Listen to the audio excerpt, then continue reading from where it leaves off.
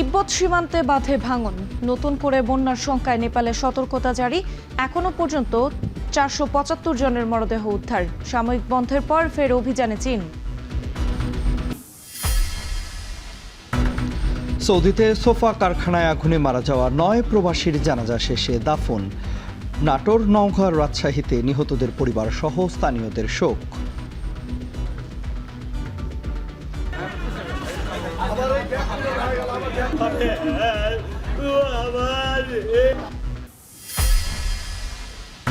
কক্সবাজারের ঝাউতলায় কথা কাটাকাটির জেরে ছুরিকাঘাত ও গণপিটুনিতে 2 জন নিহত।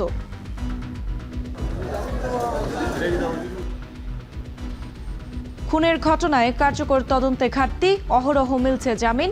বিচারহীনতার সংস্কৃতি বদলের তাগিদ।